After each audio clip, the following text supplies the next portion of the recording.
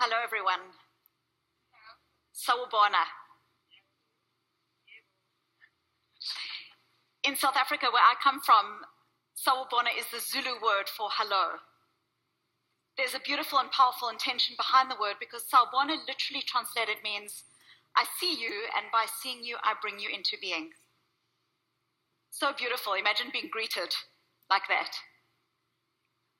But what does it take in the way we see ourselves, our thoughts, our emotions, and our stories that help us to thrive in an increasingly complex and fraught world? This crucial question has been at the center of my life's work, because how we deal with our inner world drives everything. Every aspect of how we love, how we live, how we parent, and how we lead. The conventional view of emotions as good or bad, positive or negative, is rigid. And rigidity in the face of complexity is toxic. We need greater levels of emotional agility for true resilience and thriving. My journey with this calling began not in the hallowed halls of a university, but in the messy, tender business of life. I grew up in the white suburbs of apartheid South Africa, a country and community committed to not seeing, to denial. It's denial that makes 50 years of racist legislation possible, while people convince themselves that they are doing nothing wrong. And yet, I first learned of the destructive power of denial at a personal level, before I understood what it was doing to the country of my birth. My father died on a Friday. He was 42 years old and I was 15. My mother whispered to me to go and say goodbye to my father before I went to school. So I put my backpack down and walked the passage that ran through to where the heart of our home, my father lay dying of cancer. His eyes were closed, but he knew I was there. In his presence, I had always felt seen. I told him I loved him, said goodbye, and headed off for my day.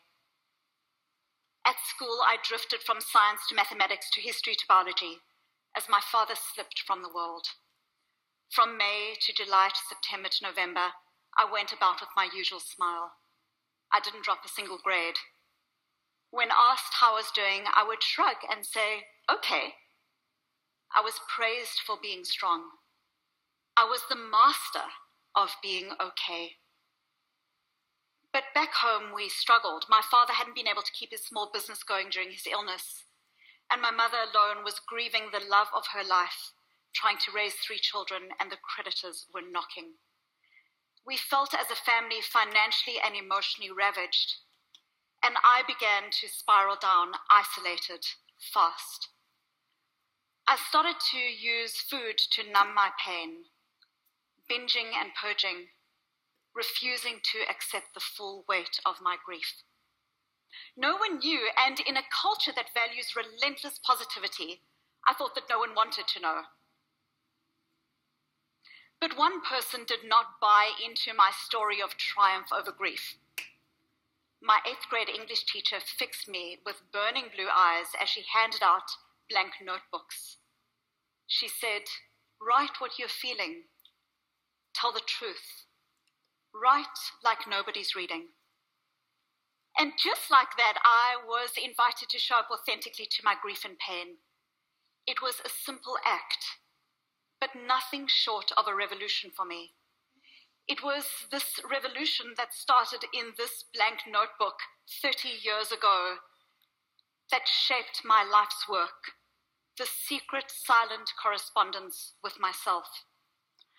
Like a gymnast, I started to move beyond the rigidity of denial into what I've now come to call emotional agility.